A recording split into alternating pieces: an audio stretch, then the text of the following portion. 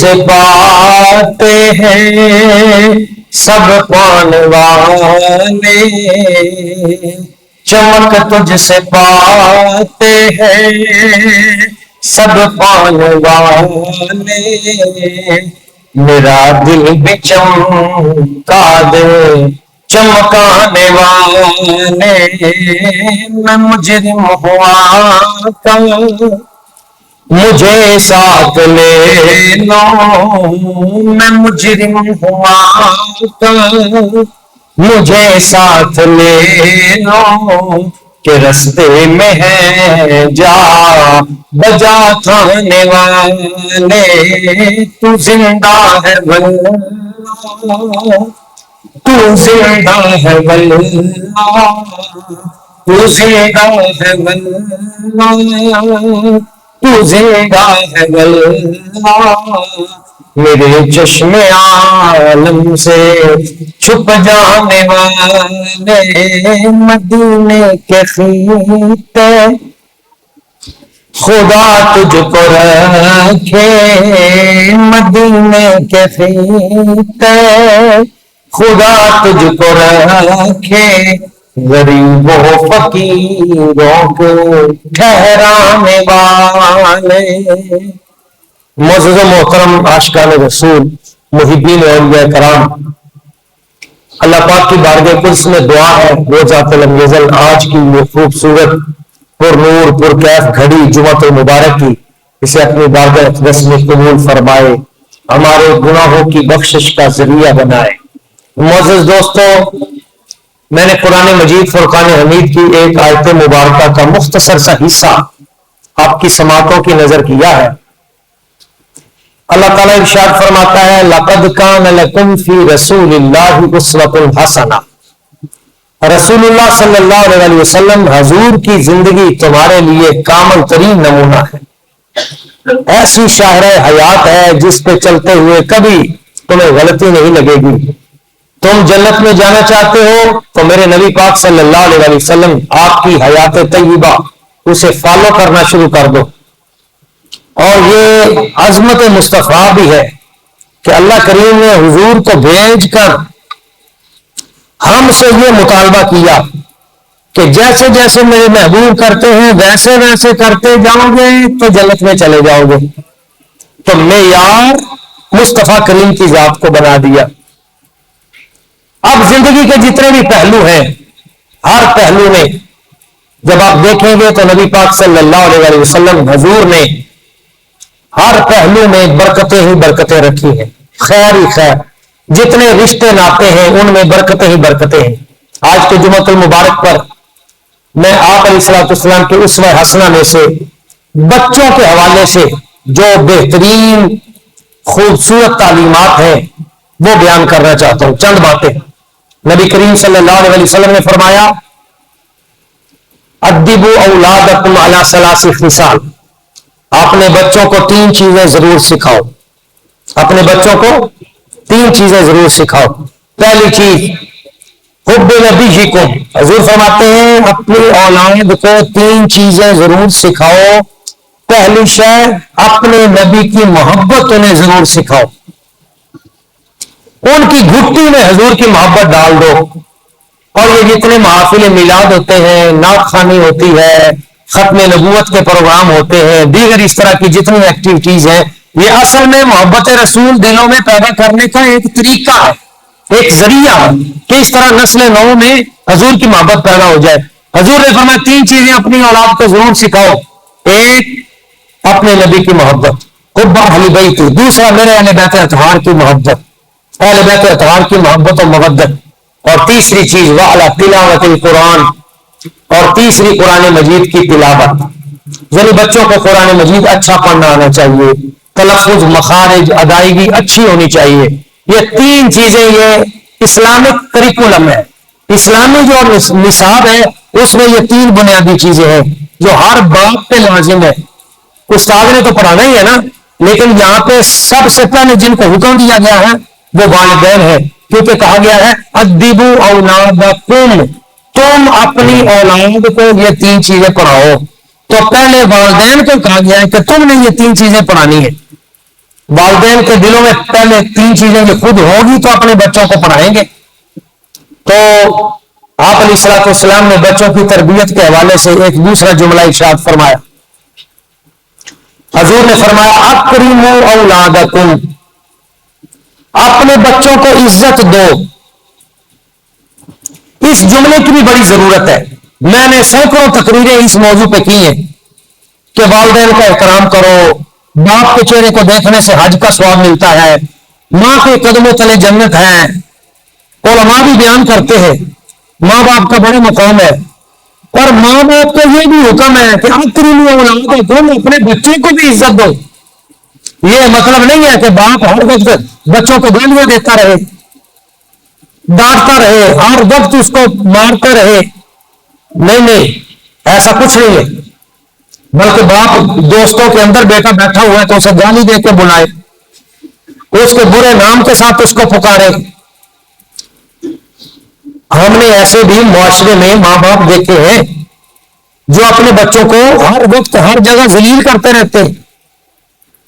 یہ بھی ایک المیہ ہے. گالی کے سوا بچوں کو بلاتے نہیں ہیں. بچہ اگر بیچارہ کام کر کر کے آ کے سو گیا ہے تو وہ کہیں گے یہ سویا کیوں پڑا ہے.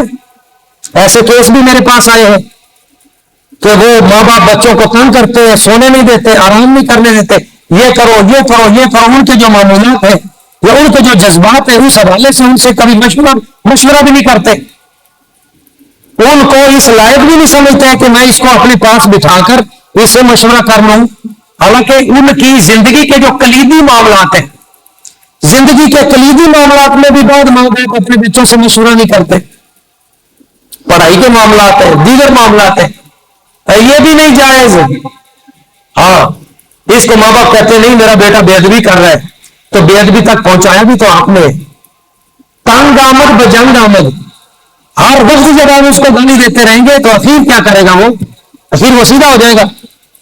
تو ماں باپ کو بھی حکم ہے کہ نہیں، اکرموا اولادکم، اپنے بچوں کو عزت دو، ان کے نام خوبصورت رکھو، انہیں ادب کے ساتھ بلاؤ، احترام کے ساتھ بلاؤ، اچھی جگہ پہ اپنے ساتھ بٹھاؤ، ان کے لیے تعریفی کلمات کہو، حوصلہ افزائی کرو، موٹیویٹ کرو. اچھا کام کرے تو اس کو انعام دو، برا کام کرے تو پھر اس کو تھوڑا سا ڈانٹ ڈپٹ بھی کرو، اس کو سمجھاؤ بھی کہ یہ کام برا ہے، یہ اچھا ہے. تو یہ چیزیں نبی کریم صلی اللہ علیہ وسلم نے والدین کے لیے بھی یہ حکم جاری کیا ہے کہ تم نے بھی اپنے بچوں کو عزت دینی ہے، ان کا احترام کرنا ہے اور ان کو اپنے ساتھ لے کے چلنا ہے. یہ بھی ہے.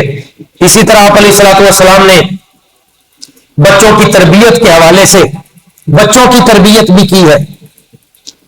ایک بچے کو حضور نے دیکھا وہ باپ کے آگے آگے جا رہا تھا تو سرکار نے فرمایا لا تمشی امامہ، لا تجلس قبلہ، لا تدعو باسمہ، لا تستتب لہ. 4 نصیحتیں کی. ایک بیٹا اپنے باپ کے آگے چل رہا تھا، حضور نے اس بچے کو بلایا، تربیت کرتے ہوئے فرمایا لا تمشی امامہ، بیٹا باپ کے آگے نہیں چلتے، باپ کے پیچھے چلتے ہیں. لا تجلس قبلہ، باپ سے پہلے مجلس میں بیٹھتے نہیں ہیں، پہلے اپنے باپ کو اچھی جگہ پہ بٹھاتے ہیں پھر خود بیٹھتے ہیں. لا تدعو باسمہ، باپ کو نام لے کر نہیں پکارتے، القابات سے پکارتے ہیں، میرے ابا جی حضور، میرے حضرت، میرے شیخ. لا تستتب لہ، 4تھی چیز، اپنے کسی عمل سے ماں باپ کو گالی نہیں دلواتے. کوئی ایسا کام مت کرو کہ لوگ کہیں کہ تیرا باپ تو بڑا اچھا تھا، تو پتہ نہیں کس پہ چلا گیا. ادب، احترام. حضور نے بچوں کو بڑی عزت دی. میں ایک مثال دیتا ہوں، صحیح بخاری کی حدیث ہے، آپ کو لطف آئے گا.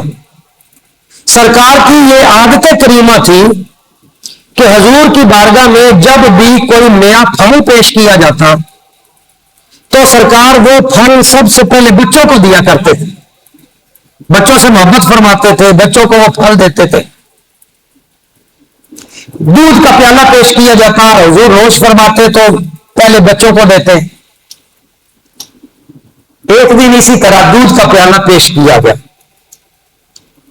تو جان رحمت سرور کائنات صلی اللہ علیہ وسلم حضور نے تھوڑا سا وہ دودھ مبارک نوش کیا حضور کے ہونٹ لگے، وہ مبارک ہو گیا.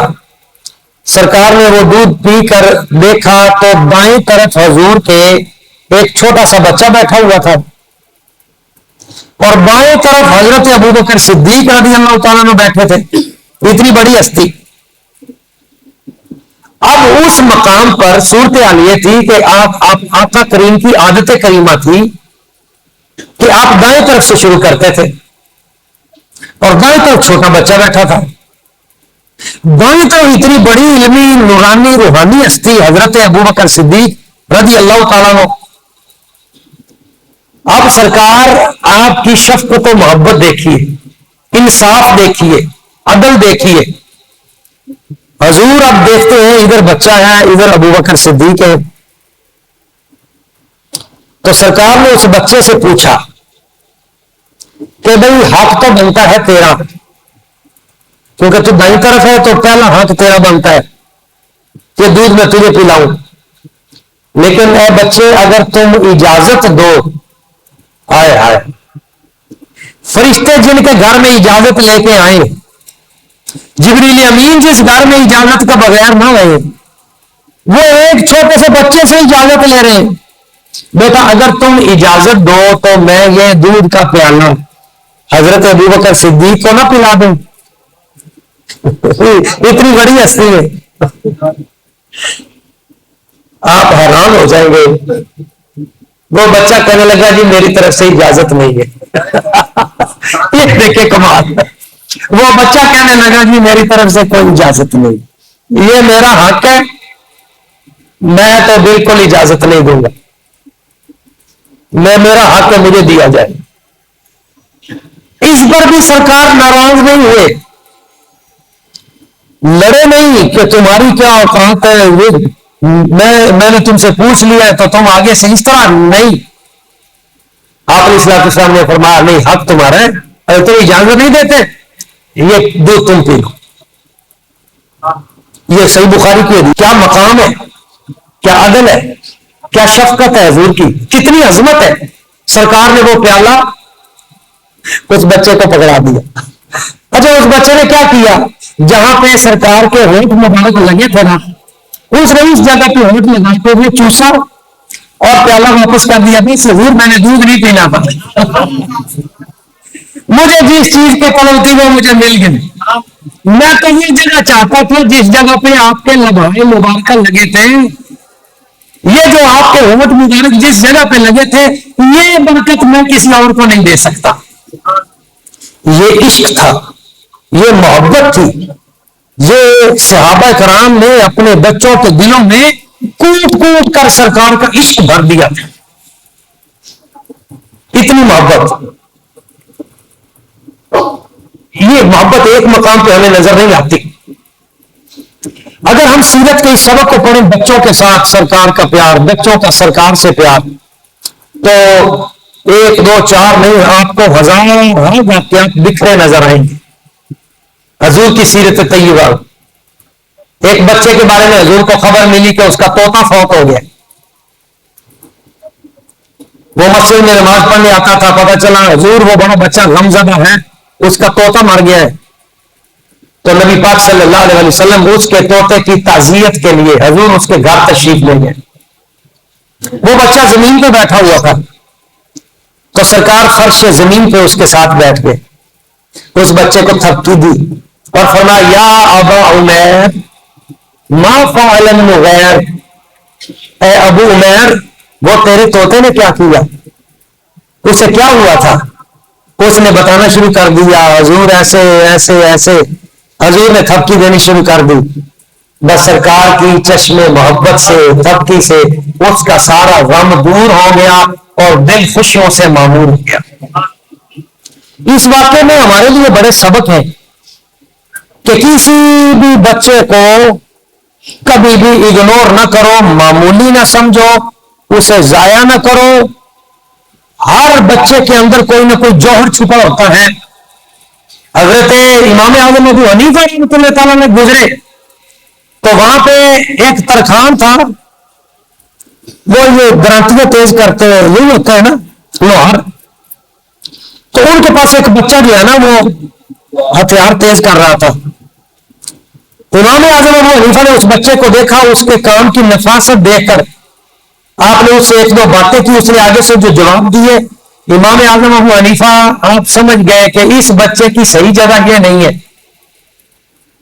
کیا کیا آپ نے؟ اس کے والد صاحب سے بات کی, یہ بچہ تمہیں کیا کما کے دیتا ہے؟ انہوں نے کہا جی یہ بچہ کام کرتا ہے یہاں پہ 2 درہم, ہمارا کمانے والا کوئی نہیں, یہی بچہ یہ چھوٹو کماتا ہے, 2 درہم روزانہ اس کا استاد سے دیتا ہے. امام اعظم ابو حنیفہ فرمانے لگے یہ 2 درہم میں دیا کروں گا, اس بچے کو میرے پاس پڑھنے کے لیے بھیجو. امام اعظم ابو حنیفہ رحمۃ اللہ تعالیٰ نے اس بچے کو پڑھانا شروع کیا, 2 درہم بھی دیتے تھے, اور نتیجہ کیا نکلا؟ تاریخ میں اس بچے کا نام حضرت امام ابو یوسف ہے, جن کی وجہ سے آج فقہ حنفی دنیا کے اندر قائم ہے. میرے آقا کریم حضور آپ نے پچھلے لگوائے, خون مبارک نکلا, پیالہ بھر گیا, تو رحمت للعالمین نے وہ پیالہ لے کر حضور نے مسجد نبوی شریف میں دیکھا, ایک چھوٹا سا بچہ نظر آیا. حضور نے اس بچے کو بلا کے فرمایا یہ پیالہ ہے میرے خون کا, مدینہ طیبہ سے باہر جاؤ ایسی جگہ پہ جہاں کسی کا پاؤں نہ پڑے, محفوظ جگہ, یہ خون وہاں گرا دو. امام بخاری اس کو بیان کر رہے ہیں اپنی ایک تاریخ میں. وہ بچہ وہ خون کا پیالہ لے گیا, مدینہ شریف سے باہر جا کے دائیں بائیں دیکھا, کوئی دیکھ تو نہیں رہا, کوئی نہیں دیکھ رہا, فشریبا دمن نبی صلی اللہ علیہ وسلم, اس خون مبارک کو پی گئے, پی کے منہ صاف کر کے واپس مسجد نبوی میں آئے. وہ چھوٹے سے آدمی جب سرکار نے دیکھا, حضور نے فرمایا ہاں بھائی محفوظ مقام تک پہنچا دیا وہ خون. کہنے لگا جی حضور ایسے محفوظ مقام پہ پہنچا ہے, کسی کا پاؤں نہیں پہنچے گا وہاں. سرکار مسکرائے, فضاحکت حتی بدت نواجذہ, حضور کے دندان مبارک نوری چمکنے لگی. فقال اظن ان شربت, حضور نے فرمایا مجھے تو یوں لگتا ہے جیسے تم پی گئے ہو. جی حضور میں پی گیا ہوں, سچی بات ہے میرا دل ہی نہیں کیا میں گرا دوں. کیسا تھا حضور؟ وہ تو شہد سے میٹھا تھا, کستوری سے زیادہ خوشبودار تھا. حضور نے فرمایا اب تم پہ مشکل وقت آئے گا, میرا خون تم نے پیا ہے, اب تیرے اوپر امتحان آئیں گے, کیونکہ حضور پہ امتحان آئے تھے, سادات پہ امتحان. سن 73 ہجری آیا, 73 ہجری میں حجاج بن یوسف نے خانہ کعبہ پہ حملہ کیا, اور حجاج بن یوسف کے حملوں کا مقابلہ کرنے والے یہی جوان حضرت جناب عبداللہ بن زبیر تھے.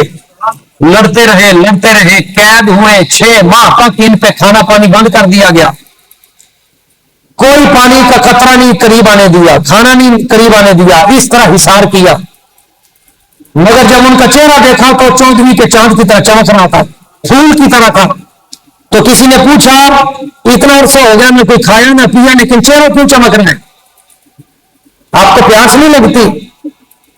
فرمایا تم آج کی بات کرتے ہو, 63 سال گزر گئے ہیں, ہمیں کبھی پیاس لگی نہیں. ان کو حضرت عبداللہ بن زبیر کو حجاج بن یوسف نے شہید کیا. یہ وہ جو حضور نے فرمایا تھا مشکل آئے گی. پھر حضرت عبداللہ بن زبیر کو نیزے پہ لٹکا کر ان کے جسم کو خانہ کعبے کی چھت کے اوپر لٹکایا گیا. یہ حضرت صدیق اکبر کے نواسے ہیں, میرے آقا کریم کے نواسے امام حسین پاک ان کے سر انور کو بھی نیزے پہ, صدیق اکبر کے نواسے کو بھی نیزے پہ. یہ نسبت تھی مصطفیٰ کی. 40 دن تک ان کا وجود خانہ کعبے کی چھت کے اوپر لٹکتا رہا. تو حجاج بن یوسف حضرت اسما بنت ابی بکر کے پاس آئے, صدیق اکبر کی بیٹی, حضرت عبداللہ بن زبیر کی ماں, حضرت عبداللہ بن زبیر کی والدہ حضرت اسما, ان کے پاس حجاج بن یوسف آیا اور آ کے کہنے لگا اماں آخر تیرے بچے کو میں نے سبق سکھا دیا نا, طنز کیا. تو حضرت اسما بنت ابی بکر کی عمر 90 سال سے زیادہ تھی. آپ نے ایک جملہ بولا, آپ نے فرمایا حجاج تو نے کیا سبق سکھانا ہے, تو نے میرے بچے کی زندگی خراب کرنے کی کوشش کی, میرے بچے نے تیری آخرت خراب کر دی. تو زندگی تو اس کی پوری ہو گئی تھی، چند سال اور جی لیتا، پر تیری آخرت تو خراب ہو گئی، وہ تو بہت لمبی ہے۔ کہنے لگا نہیں، وہ مجھ سے الجھتا تھا اور میں نے اسے نمونہ عبرت بنایا، دیکھ میں نے اس کے ساتھ کیا حشر کیا۔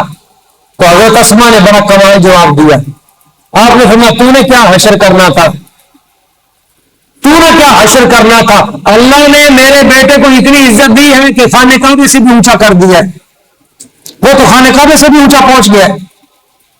پھر اس نے کہا کہ نہیں اس کو نیچے اتارا جائے، تو کہا نہیں ہم خود اتار کے لائیں گے۔ حضرت اسما بنت ابی بکر عورتوں کے ساتھ جب جانے لگی تو بیویوں نے کہا کہ اما جان وہاں کیا جاؤ گی، سورج کی گرمی ہے اور 40 دن ہو گئے ہیں ان کے وجود کو لٹکے ہوئے، اور عرب کی گرمی ہے، کچھ نہیں بچا ہوگا۔ اور ان کے ذہن میں تھا شاید کہ سمیل وغیرہ آئے گی۔ تو حضرت اسما سمجھ گئی اور آپ نے فرمایا تم جو سمجھ رہی ہو وہ نہیں ہے، میرے بیٹے نے بچپن میں حضور کا خون مبارک پیا تھا، یہ سورج کی تپش یہ تو کوئی شے نہیں ہے، دوزخ کی آگ بھی اس کا کچھ نہیں بگاڑ سکتی۔ اور پھر وہ جب وہاں پہ آئی شہر حرم میں تو ان خواتین نے ایسی خوشبو سونگی جو حضرت ابن زبیر کے وجود سے ٹپک رہی تھی کہ پہلے بھی کبھی ایسی خوشبو نہ سونگی، بعد میں بھی کبھی ایسی خوشبو نہ آئی۔ یہ خوشبو حضور کے خون مبارک کے ان قطرات کی خوشبو تھی جو نبی کریم صلی اللہ علیہ وسلم نے عطا کی تھی۔ جو میں بات کر رہا تھا کہ نبی کریم صلی اللہ علیہ وسلم حضور نے بچوں سے بہت شفقت کی، بہت محبت کی، ان کے معمولات کو ہمیشہ مد نظر رکھا۔ حضرت انس کہتے ہیں بچپن میں سرکار کی بارگاہ میں آ گیا، خدمت النبی صلی اللہ علیہ وسلم 10 سنین، میں نے 10 سال حضور کی خدمت کی، 10 سال حضور کی مجلس میں رہا، 10 سالوں میں ایک بار بھی سرکار نے مجھے جھڑکا نہیں، مارا نہیں، یہ بھی نہیں کہا کہ یہ کیوں تھا، یہ کیوں کیا، یہ نہیں تھا، یہ کیوں کیا۔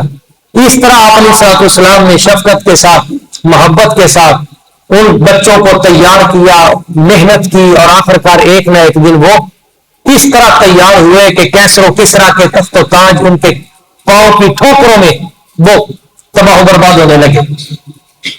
نبی اکرم صلی اللہ علیہ وسلم حضور نے اولاد کے حوالے سے ہمارے لیے جو معیار مقرر کیا ہے وہ اچھی تعلیم کا ہے، اچھی تربیت کا ہے۔ مولانا شیر خدا کرم اللہ وجہ الکریم آپ کی بارگاہ میں ایک شخص اپنے بچے کو لے کے آیا ہوں، تھوڑا سا بڑا ہو گیا تھا، حضور میرے بچے کی تربیت کر دیں۔ مولا علی پاک فرمانے لگے اب تو تم اس کی تربیت کر چکے، بہت لیٹ لے کے آئے ہو۔ تو اس کا مطلب ہے کہ ماں کی گود ہی پہلی تربیت گاہ ہے، تو ماؤں کی تربیت کی پہلے ضرورت ہے۔ قرآن مجید کی لوریاں دیں گی تو بچے قرآن کے قاری بنیں گے، اور اگر وہ موبائل پہ خود گانے سننے میں مشغول ہوگی اور بچوں کو ریموٹ پکڑا کر انہوں نے ٹیلی ویژن چینل جو ہے وہ اوپن کر دیا ہے کہ وہ ادھر لگے رہیں یا وہ کارٹون دیکھتے رہیں یا وہ انڈیا کے کارٹون دیکھتے رہیں، تو پھر تربیت تو بچوں کی جو ہے کیمرہ ہی کر رہا ہے، موبائل کر رہا ہے، سکرین کر رہا ہے، اور اسی کی وجہ سے معاشرے میں فحاشی، قریانی، بد اخلاقی اور بے راہ روی تیزی کے ساتھ پھیلتی جا رہی ہے، منشیات تیزی کے ساتھ پھیلتی جا رہی ہے۔ ہم سب کی یہ ذمہ داری ہے کہ ہم اپنا اپنا رول ادا کریں، اپنا اپنا کردار ادا کریں، اپنے اپنے بچوں کو یہ بتائیں کہ تم نے اس معاشرے میں برائی والی چیز کبھی نہیں پھیلانی، اچھائی والی چیز پھیلانی ہے، اور جو اچھی چیزیں نشر کرتے ہیں پھر اللہ تعالیٰ ان کو برکتیں بھی عطا کرتا ہے۔ ہمارے بھائی محترم محمد طلحہ بہادر صاحب ابھی انہوں نے ختم نبوت کانفرنس کا اہتمام کیا، یہ خیر والا کام کیا، برکت والا کام کیا۔ اس عمر میں نوجوان اگر ختم نبوت کی طرف آ جائیں گے تو پھر انشاءاللہ تعالیٰ کوئی کسی قسم کا فسادی فتنہ پرور آدمی اس قوم کے اندر غلط ایجنڈے کو لانچ نہیں کر سکے گا۔ ہمارے بھائی ملک عبد الوحید صاحب، ہمارے عبد الوحید ارائیں صاحب، چوئی صاحب، یہ ہر محفل کی کوریج کرتے ہیں، دینی پروگراموں کو آگے نشر کرتے ہیں۔ تو اگر ہم خیر کی چیزیں آگے نشر کریں گے، نیکی والی چیزیں پھیلائیں گے تو معاشرے میں نیکی پھیلے گی۔ اگر ہم گانے، باجے، فوش فلمیں، سٹیج ڈرامے اور اس طرح کے لوگوں کو ہم پرموٹ کریں گے تو ظاہر معاشرے میں برائی پھیلے گی، اور برائی جلدی پھیلتی ہے۔ تو ہم سب کی دوستوں کی یہ ذمہ داری ہے کہ ہم خیر پھیلانے والے بن جائیں، جو لوگ خیر کا کام کر رہے ہیں ہم ان کے ساتھ جڑ جائیں اور ان کے کام کو آگے بڑھانے والے بن جائیں۔ اللہ کریم کی بارگاہ قدس میں دعا ہے جو چند چیزیں میں نے بیان کی ہیں ہمیں سمجھنے کی، ان باتوں پہ عمل کرنے کی، اس پیغام محبت کو آگے پہنچانے کی توفیق عطا فرمائے، آمین۔ وما علینا الا البلاغ المبین۔